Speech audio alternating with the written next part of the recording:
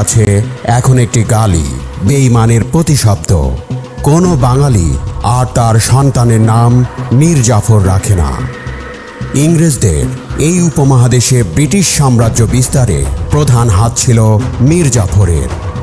নদিয়ার পলাশীর যুদ্ধে সিরাজউদ্দৌলা ইংরেজদের কাছে পরাজিত এবং নিহত হন। মীর জাফর সেই যুদ্ধের প্রধান সেনাপতি ছিল। তার নিয়ন্ত্রণে থাকা সৈন্যদল যুদ্ধে অংশগ্রহণ না করায় নবাব যুদ্ধে হেরে যান। তার পুরো নাম ছিল মীর জাফর আলী খান। জন্মেছিল 1691 সালে। এই মীর জাফর ছিল ইরানি বংশোদ্ভূত। তার পিতার নাম সৈয়দ আহমেদ নাজাফি। ছিল বাবা মায়ের দ্বিতীয় সন্তান। পারস্য থেকে একদম নিঃস্ব হয়ে তিনি বাংলায় আসেন ভাগ্যান্বেষণে। এখানে এসে বিহারের নায়েব আলীবর্দী খানের অধীনে চাকুরি শুরু করেন। 1740 সালে গিরিয়ার যুদ্ধ শুরু হলে মীর জাফর আলীবর্দী খানের হয়ে নবাব সরফরাজ খানের বিরুদ্ধে যুদ্ধ শুরু করে। যুদ্ধে জয়লাভ করে আলীবর্দী খান। এই যুদ্ধে বেশ খ্যাতি লাভ করে মীর জাফর। এই যুদ্ধের পরে আলীবর্দী নবাব হলে মীর জাফরকে মসনবদার পদ প্রদান করেন এবং নিজের বোন শাহ খানমকে মীর জাফরের সাথে বিয়ে দেন। সেই সময় তার বেতন হয় 100 টাকা। এরপরে মীর জাফর নবাবের সেনাপ্রধান হিসেবে নিযুক্ত হন। 1741 সালের দিকে মারাঠারা বারবার বাংলায় আক্রমণ করে এর ধন সম্পদ লুট শুরু করে। এদের দমনের জন্য নবাব আলীবর্দী খানকে বিরামহীনভাবে যুদ্ধে লিপ্ত হতে হয়েছিল। সেই সময় মীর জাফর এসব যুদ্ধে সক্রিয়ভাবে অংশগ্রহণ করে এবং সেনানায়ক হিসেবে বিশেষ কৃতিত্ব দেখায়। 1741 সালের ডিসেম্বরের দিকে মীর জাফর মারাঠাদের পরাজিত করে উড়িষ্যার বড়বাটি দুর্গ দখল করে সেখানে সপরিবারে বন্দী থাকা আলীবর্দীর ভ্রাতুষ্পুত্র জামাতা উড়িষ্যার নায়েব নাজিম এবং সৈয়দ আহমদ খানকে মুক্ত করে। 1746 সালে মেদিনীপুরে মারাঠাদের সাথে এক বৃহৎ যুদ্ধে পুরো মারাঠা বাহিনীকে পরাজিত করে, আর এর জন্য নবাব তাকে উড়িষ্যার নায়েব নাজিম প্রদান করেন। মারাঠাদের বিরুদ্ধে একের পর এক যুদ্ধে জয়লাভ করে মীর জাফর ধীরে ধীরে উচ্চাভিলাষী ও ক্ষমতালোভী হয়ে পড়ে। মেদিনীপুরের যুদ্ধে হেরে মীর হাবিব এবং জানোজি ফসলের নেতৃত্বে এক বিশাল মারাঠা বাহিনী উড়িষ্যা থেকে মেদিনীপুরের দিকে অগ্রসর হয়। এতে মীর জাফর প্রথমবারের মতো ভয় পেয়ে বর্ধমানে পালিয়ে আশ্রয় নেন। তাকে সাহায্য করার জন্য নবাব আলীবর্দী সৈন্যসহ আতাউল্লাহ খানকে পাঠান, কিন্তু তারা মারাঠা সৈন্যকে আক্রমণ না করে বরং আলীবর্দীকে হত্যা করে তার রাজ্য নিজেদের মধ্যে ভাগ করে নেয়ার ষড়যন্ত্র শুরু করে। বাধ্য হয়ে নবাব নিজেই সৈন্য নিয়ে অগ্রসর হলে মীর জাফর নিজের কর্মের জন্য অনুতপ্ত না হয়ে বরং নবাবের সাথে উদ্ধত আচরণ করে। নবাব তাকে সাথে সাথে পদচ্যুত করেন।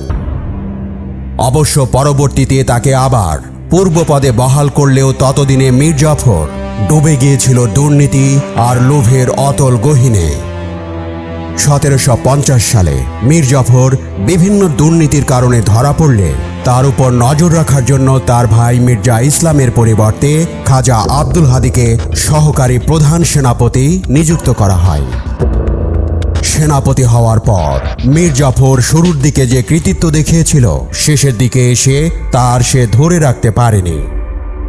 বার্ধক্যজনিত কারণে নবাব অসুস্থ হয়ে গেলে মীর জাফর এবং রায়দুল্লভকে যুদ্ধে পাঠান, কিন্তু তারা অহেতুক সময় ক্ষেপণ করতে থাকলে বৃদ্ধ নবাব বাধ্য হয়েই আবার যুদ্ধে যান। যুদ্ধ বন্ধ করতে অবশেষে 10 বছর পর মারাঠাদের সাথে সন্ধি হলে তারা বাংলায় আক্রমণ বন্ধ করে। এর কিছুদিন পরেই নবাব আলীবর্দী খান নাতি সিরাজউদ্দৌলাকে তার উত্তরসূরি ঘোষণা করেন, কারণ নবাব আলীবর্দী খানের কোনো পুত্র সন্তান ছিল না, যা মেনে নিতে পারেননি সিরাজের খালা ঘসেটি বেগম এবং অন্যরাও। অর্বাচীনরা প্রাসাদ ষড়যন্ত্রে লিপ্ত হয়। সিরাজকে সিংহাসন থেকে তাড়াতে ইংরেজদের সঙ্গে জোট বাঁধে। প্রধান সেনাপতি হয়েও মীর জাফর সিরাজউদ্দৌলাকে নবাব হিসেবে মেনে নিতে পারেননি। সে আশা করেছিল আলীবর্দী খানের পর সেই হবে নবাব। কিশোর সিরাজউদ্দৌলার কাছে নিজের নবাব হওয়ার স্বপ্ন ভেঙে যাওয়ায় সে ব্রিটিশ ইস্ট ইন্ডিয়া কোম্পানির লর্ড ক্লাইভের সাথে নবাব সিরাজউদ্দৌলাকে সিংহাসনচ্যুত করতে এক গভীর ষড়যন্ত্রে লিপ্ত হয়। আর সেই ষড়যন্ত্রে ইয়ার লতিফ, জগৎ শেঠ, উমিচাঁদ প্রমুখকে যুক্ত করতে সক্ষম হয় মীর জাফর। 1757 সালের 23 জুন পলাশীর প্রান্তরে নিভে যায় বাংলা, বিহার, উড়িষ্যার স্বাধীনতার সূর্য। বলা যায় ভারতবর্ষের স্বাধীনতাও অস্তমিত হয়। 1757 সালের 23 জুন সকাল 8টার দিকে যুদ্ধ আরম্ভ হয়। ক্লাইভ ছিলেন সাহসী সেনাপতি। তার বাহিনী ইংরেজ সেনাদের সাহস ও দক্ষতাও ছিল নবাব বাহিনীর চেয়ে এগিয়ে। তবে সিরাজউদ্দৌলার সেনা ছিল কোম্পানির কয়েক গুণ। সেই বাহিনীতে যুক্ত ছিল ফরাসিরাও, যোদ্ধা হিসেবে যারা ইংরেজদের চেয়ে কোনো অংশেই কম নয়। কোম্পানির সেনারাও সিংহভাগ ছিল এই দেশি। সেহেতু দুই পক্ষের যুদ্ধে নবাব বাহিনীর জয়লাভই ছিল নিশ্চিত। আর সে কারণেই রণাঙ্গনে যাওয়ার আগেই জয় নিশ্চিত করার কৌশল বেছে নেন ক্লাইভ। সিরাজের প্রধান সেনাপতি মীর জাফরকে তিনি কিনে নেন নবাব বানানোর টোপ ফেলে। নবাব সিরাজউদ্দৌলার প্রভাবশালী সেনাপতি ও সভাসদকেও তারা কিনে নেন যুদ্ধ জয়ের পর পুরস্কৃত করার লোভ দেখিয়ে। নবাবের স্বজনদেরও অনেকেই ইংরেজদের পক্ষ নিয়েছিলেন। মীর মদন, মোহনলাল, খাজা আব্দুল হাদি খান, নবসিং হাজারি প্রমুখ সেনাপতির নেতৃত্বে নবাব বাহিনী বীরত্বের সঙ্গে যুদ্ধ করে। তবে প্রধান সেনাপতি মীর জাফর, ইয়ার লতিফ ও রায়দুল্লভ রামের অধীন নবাবের প্রায় 2/3 সেনা নিষ্ক্রিয়ভাবে দাঁড়িয়ে থাকে। তারপরও যুদ্ধ ছিল নবাব বাহিনীর অনুকূলে। কিন্তু বেলা 3টার দিকে কামানের গোলায় মীর মদন মারা গেলে নবাব বাহিনীতে অস্থিরতা দেখা দেয়। মীর মদনের মৃত্যুতে নবাব সিরাজউদ্দৌলা প্রধান সেনাপতি মীর জাফরকে ডেকে পাঠান।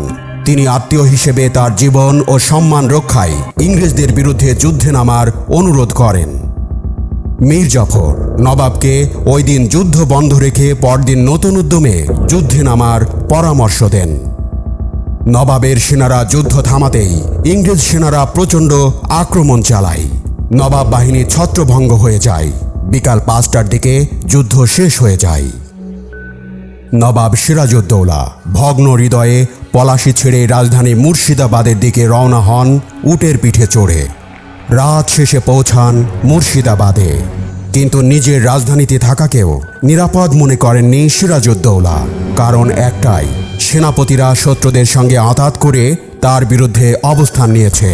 2-1 যারা পক্ষে ছিলেন তারা প্রাণ হারিয়েছেন সেই যুদ্ধে, আর সাধারণ সেনারা ছত্রভঙ্গ হয়ে পালিয়েছে। দিনে কোনো রকম বিশ্রাম নিয়ে এবং মূল্যবান সম্পদ গুছিয়ে রাত 3টার দিকে তিনি রাজধানী থেকে বের হন অজানার উদ্দেশ্যে।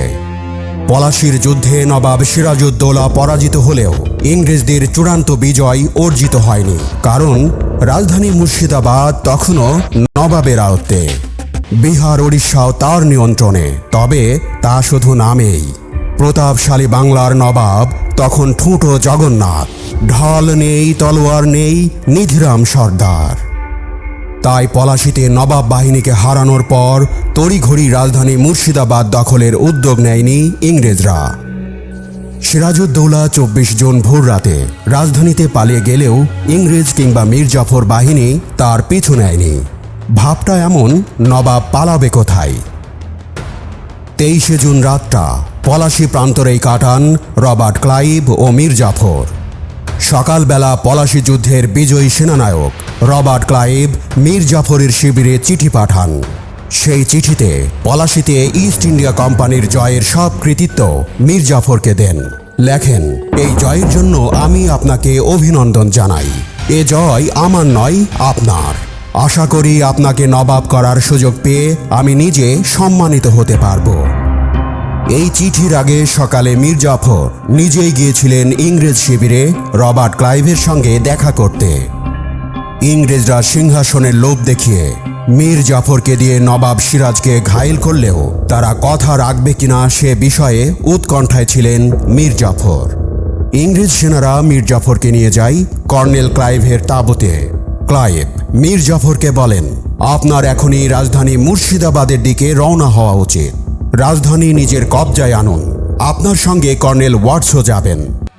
মীর জাফরের সঙ্গে মুর্শিদাবাদ অভিমুখে রওনা দেন রবার্ট ক্লাইভও। এর কিছুকাল পরে ইংরেজ সেনাপ্রধান কর্নেল রবার্ট ক্লাইভ প্রকাশ্য দরবারে মীর জাফরকে নবাব সিরাজউদ্দৌলার মসনদে বসান।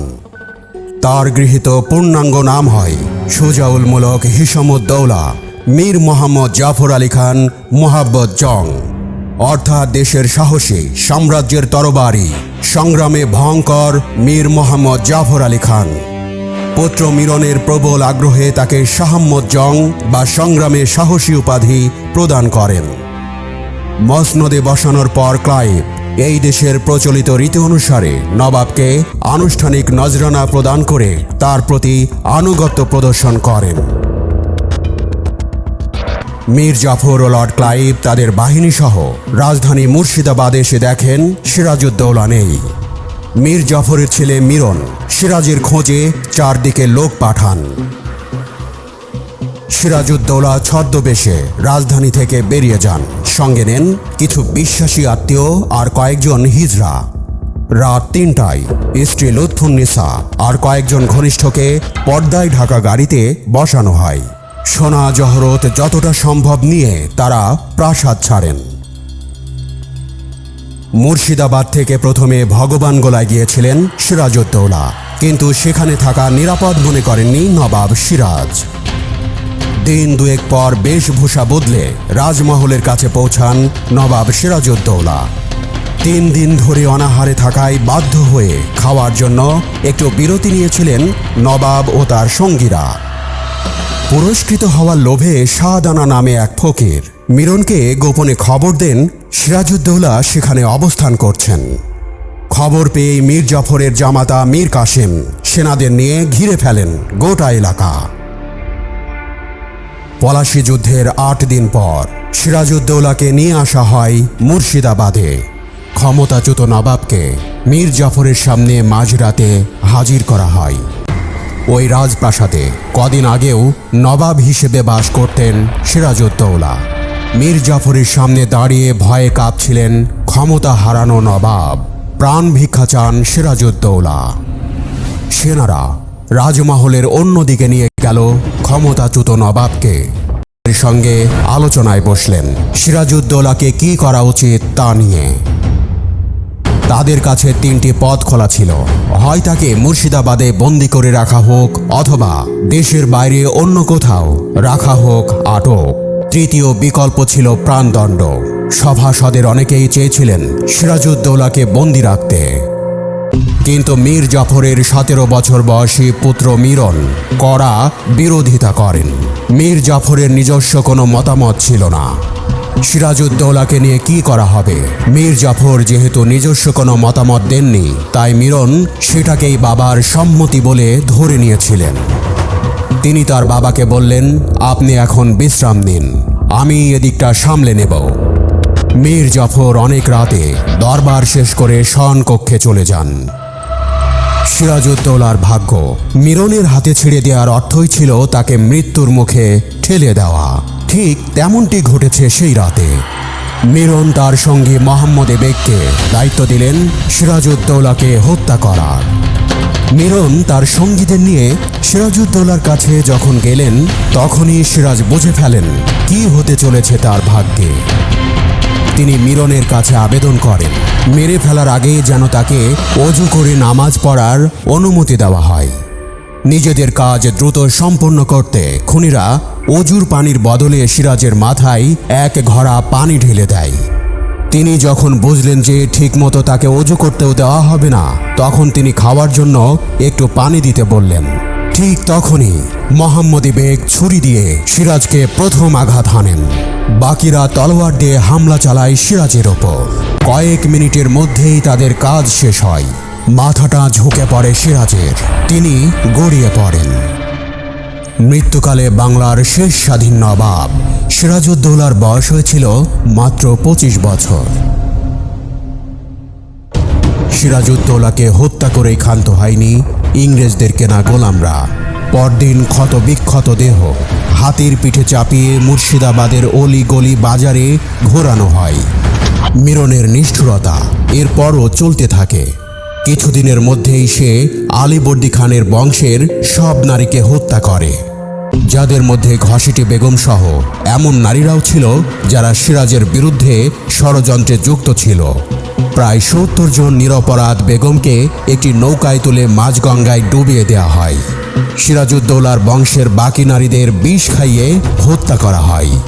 নৌকা ডুবি আর বিষ খাইয়ে যাদের হত্যা করা হয় সবাইকে একই সঙ্গে নদীর ধারেই খুশবাগ নামের একটি বাগানে দাফন করা হয়েছিল। শুধু একজন নারীকে মেরে ফেলা হয়নি, তিনি সিরাজউদ্দৌলার পরমা সুন্দরী স্ত্রী লুৎফুন্নিসা। মীর জাফর আর তার ১৭ বছর বয়সী পুত্র মিরন দুজনই সিরাজউদ্দৌলার বিধবা স্ত্রীকে বিয়ে করতে চেয়েছিলেন। লুৎফুন্নিসা পিতা পুত্র দুজনের প্রস্তাবই ফিরিয়ে দেন, এই বলে যে প্রথমে হাতির পিঠে চড়েছি, এখন গাধার পিঠে চাপা সম্ভব নয়। এর আগে মীর জাফর ক্লাইভের সাথে গোপন চুক্তির শর্তানুসারে নবাব সিরাজউদ্দৌলার অধিকারে থাকা সরকারি রাজভাণ্ডার ও সেখানে প্রাপ্ত সম্পদের দখল ও ভাগাভাগির কাজে আত্মনিয়োগ করেন। এই সরকারি ভাণ্ডারে ১,৭৬,০০,০০০ টাকা রৌপ্য মুদ্রায়, ৩২ লাখ টাকা স্বর্ণ মুদ্রায়, ২ সিন্দুক ভর্তি সোনার পাতা, ৪ সিন্দুক ভর্তি হীরা জহরত ও অপেক্ষাকৃত ছোট ২ সিন্দুক ভর্তি মণিমুক্তা পাওয়া যায়। নবাবের হারেমে একটি গোপন ভাণ্ডারে আরও ৮ কোটি টাকা ছিল। ক্লাইভকে চালাকির মাধ্যমে বঞ্চিত করে এই ৮ কোটি টাকার সবই মীর জাফর, আমির বেগ, রামচাঁদ ও নবকৃষ্ণ নিজেদের মধ্যে ভাগ করে নেন। এই টাকার ভাগ না পেলেও ক্লাইভের পুষে গিয়েছিল, তবে নবাবের প্রকাশ্য ভাণ্ডারে অর্থ না পাওয়ায় এবং গোপন চুক্তির শর্তানুসারে ক্লাইভকে ১.৫ কোটি টাকা না দিতে পারায় মীর জাফরকে বর্ধমান ও পার্শ্ববর্তী অঞ্চল ইংরেজদের কাছে ইজারা দিতে হয়। নবাব সিরাজের হারেমে রক্ষিত অজস্র অর্থ হস্তগত করার পর মীর জাফর সীমাহীন ভোগবিলাসে নিমগ্ন হন।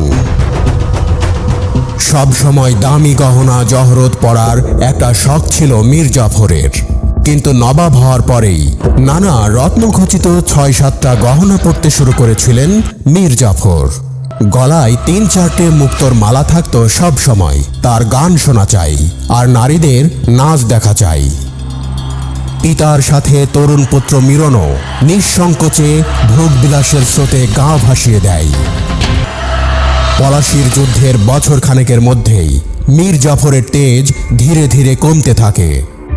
কিছুদিন আগেও যে ক্লাইভ মীর জাফরের হয়ে কথা বলতেন, তিনিও তাকে দ্য ওল্ড ফুল বা বোকা বুড়ো বলে, আর তার ছেলে মিরনকে আ ওয়ার্থলেস ডগ বা বেকার কুকুর বলে উল্লেখ করতে থাকেন। আলস্য, অক্ষমতা আর আফিমের নেশা মীর জাফরকে পুরোপুরি বদলে দিয়েছিল। দেশে সুশাসন প্রতিষ্ঠা, অর্থনৈতিক অবস্থার নিয়ন্ত্রণ, সশস্ত্র বাহিনীর বেতন পরিশোধ বা কৃষকদের অবস্থার উন্নতির কোনো চিন্তাই তার মনে উদয় হয়নি। অবস্থায় এমন দাঁড়িয়ে যায় যে বেতনের অভাবে সৈন্যরা তাদের অসহায় ঘোড়াগুলোকে খাবারের জন্য মাঠে ছেড়ে দিতে বাধ্য হয়। পিতা পুত্রের অধীন শখানেক প্রিয় পাত্র ও নারী ব্যতীত আর কারো নিয়মিত বেতন পাওয়ার ব্যবস্থা ছিল না। ১৭৫৮ সালের ১১ই নভেম্বর ক্লাইভ জন পিনকে লেখা এক চিঠিতে বলেছেন, যে ব্যক্তিকে আমি মসনদে বসিয়েছিলাম সে অহংকারী, লোভী আর কথায় কথায় গালিগালাজ করা এক লোকে পরিণত হয়েছে। তার এই ব্যবহারের জন্য নিজের প্রজাদের কাছ থেকেই সে দূরে সরে যাচ্ছে। ক্লাইভ ইংল্যান্ডে ফিরে যাওয়ার আগে অবধি মীর জাফর তার সৈন্যদের ১৩ মাসের বকেয়া বেতনের মাত্র ৩টে কিস্তি দিতে পেরেছিলেন। বেতন না পেয়ে সৈনিকরাও ক্ষোভে ফুঁসতে শুরু করেছিল, এমনকি জমাদাররাও ছেঁড়া ফাটা পোশাক পরতে বাধ্য হতেন। পলাশির যুদ্ধের ৩ বছরের মধ্যেই ভারতের অন্যতম ধনী শহর মুর্শিদাবাদ দুস্থ হয়ে পড়ল। একদিকে যখন মীর জাফরের রাজ্য শাসনে অক্ষমতা পরিষ্কার হচ্ছে, তখন তার ছেলে মিরন নিষ্ঠুরতা চালিয়েই গেছে। দয়া বা ঔদার্য এই শব্দগুলো তার অভিধানে ছিলই না। তার সব থেকে বড় চিন্তা ছিল আলীবর্দী খানের পরিবারের সদস্যদের নিয়ে, যাতে ভবিষ্যতে কোনোদিন বিদ্রোহের কোনো সম্ভাবনাও না থাকে। মিরন আলীবর্দী খানের পুরো হারেম নদীতে ডুবিয়ে তো দিয়েছিল, তারপরে তার নজর পড়ে সিরাজের সবচেয়ে কাছের 5 আত্মীয়ের পরিবারের দিকে। সিরাজউদ্দৌলার ছোট ভাই মির্জা মেহেদীকে দুটো কাঠের তক্তার মাঝে রেখে পিষে মেরেছিল মিরন। ওই হত্যাকাণ্ডের যুক্তি হিসেবে সে বলেছিল, সাপ মারার পরে তার বাচ্চাদের বাঁচিয়ে রাখা বুদ্ধিমানের কাজ নয়। সিরাজউদ্দৌলার পরিবারের যতজন সদস্যকে সে হত্যা করেছিল তার একটা তালিকা সে নিজের কাছে রাখত। খুব কম সময়ের মধ্যেই সেই তালিকায় নামের সংখ্যা 300-রও বেশি হয়ে গিয়েছিল। কিছুদিনের মধ্যেই মানুষ বুঝতে পারল যে বাংলা শাসন করার ক্ষমতা মীর জাফরের নেই। ক্লাইভ ইংল্যান্ডে ফিরে যাওয়ার জাহাজে ওঠার আগে বলেছিলেন, মীর জাফরের শাসন করার কোনো ক্ষমতাই নেই। প্রজাদের ভালোবাসা আর বিশ্বাস জয় করতেও সে অক্ষম। তার কুশাসন বাংলাকে অরাজকতার দিকে ঠেলে দিয়েছে। তারা উভয়েই জনগণের কাছে ঘৃণার পাত্রে পরিণত হন। ইংরেজরা তাদের নিয়ে মহা মুশকিলে পড়ে যায়। মীর জাফর যে এত অপদার্থ সে কথা তারা ভাবতেও পারেনি। ইংরেজরা তাকে অপসারণের চিন্তা করতে লাগলো, কিন্তু তার স্থানে বসাবে কাকে? তার গুণধর পুত্র মিরন অপদার্থতায় তার পিতার কয়েক গুণ উপরে। তার উপর ইংরেজদের তিনি পাত্তাই দিতে চান না।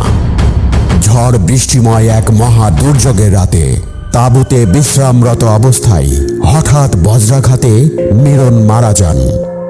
পরবর্তীকালে ফরাসি সেনাপতি মশিউলা সহ অনেকেই একে একটি বানোয়াট কাহিনী বলেছেন। কারণস্বরূপ বলা যায়, ইংরেজরা মিরনের অধ্যত ও তাদের প্রতি অনমনীয় মনোভাব দেখে এক ঝড় বৃষ্টি রাতে তাকে হত্যা করার ব্যবস্থা করে। পরে তাদের বেতনভুক্ত গোলাম হোসেনকে দিয়ে এমন কাহিনী লেখার ব্যবস্থা করেন যে মিরনের বজ্রাঘাতে মৃত্যুর কাহিনীটি সর্বস্তরের মানুষের কাছে গৃহীত হয়। নবাবী লাভের পরপরই মীর জাফর ও মিরনের নির্দেশে নবাব সিরাজের মা আমিনা বেগম ও খালা ঘসিটি বেগমকে ঘাতক বুড়িগঙ্গা নদীতে ডুবিয়ে হত্যা করে। উচ্ছল ও প্রাণবন্ত ভাষায় সেখানে বর্ণনা করা আছে যে মৃত্যুর আগে তারা নাকি অভিশাপ দিয়েছিলেন মিরন বজ্রাঘাতে মারা যাবে। পরবর্তীকালে কলকাতার ইস্ট ইন্ডিয়া কোম্পানির কর্মকর্তারা অনুসন্ধান করে এই সিদ্ধান্তে আসেন যে এটি সম্পূর্ণরূপে কাল্পনিক একটি কাহিনী। মিরনের মৃত্যুর পর কয়েক মাসের বেশি মীর জাফর মসনদে থাকতে পারেননি, কিন্তু ইংরেজদের সাথে হওয়া চুক্তি অনুযায়ী অতিরিক্ত অর্থ প্রদান করতে ব্যর্থ হলে তাকে সরিয়ে ইংরেজরা তার জামাতা মীর কাসিমকে নবাব বানায়। মীর কাসিম শ্বশুরের মতো মেরুদণ্ডহীন ছিলেন না। তার স্বাধীন চেতা মনোভাবের কারণে ইংরেজদের সাথে তার বিরোধ বাধে ও বেশ কিছু যুদ্ধ হয়। বক্সারের যুদ্ধে তাকে পরাজিত করে ইংরেজরা মীর জাফরকে আবার মসনদে বসায়। নির্লজ্জ মীর জাফর তা গ্রহণ করেন। ততদিনে মীর জাফর বুঝে গিয়েছিল ইংরেজদের ইচ্ছার বিরুদ্ধে তার একটা আঙুল নাড়ানোরও ক্ষমতা নেই। আর ইংরেজরাও বুঝে গিয়েছিল এই বাংলা লুটে নিতে চাইলে মীর জাফরের মতো লোকই তাদের দরকার হবে। সিরাজউদ্দৌলার সঙ্গে বেইমানি করে মাত্র 5 বছর নবাবি করার সুযোগ পান মীর জাফর। ব্রিটিশরা তখন হাতের পুতুলের মতো মীর জাফরকে নাচাচ্ছিল। অতঃপর শুরু হয় তার জরাজীর্ণ জীবন।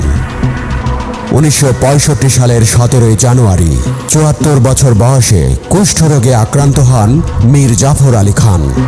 ভেঙে পড়ে তার পুরো শরীর। শরীরে তখন অসংখ্য ঘা ও ফোড়া, দূষিত রক্ত ও পুজ পুড়ে দুর্গন্ধ বের হওয়া শুরু হয়। এই অবস্থায় পরিবারের লোকজন তাকে জঙ্গলে রেখে আসে। তখন মহারাজ নন্দকুমার নামে এক কুচক্রী ব্রাহ্মণ তার প্রধানমন্ত্রী ছিলেন। তিনি মাত্র 10-12 হাজার টাকার বিনিময়ে ফরাসিদের চন্দননগর দুর্গ ইংরেজদের হাতে তুলে দিয়েছিলেন। কুচক্রী ব্রাহ্মণের পরামর্শেই মীর জাফর এক হিন্দু দেবী কিরিটেশ্বরীর পা ধোয়া পানি ঔষধ হিসেবে সেবন করেন। এভাবে ঈমান বিসর্জন দিয়ে 1765 সালের 5 ফেব্রুয়ারি মৃত্যুবরণ করেন মীর জাফর আলী খান। মীর জাফর বিশ্বাসঘাত মুর্শিদাবাদে তার বসবাসের বাড়িটিকে এখনো মানুষ নিমক হারাম দেউড়ি নামে চেনে। ভিডিও পেতে সাবস্ক্রাইব, ফলো ও শেয়ার করুন।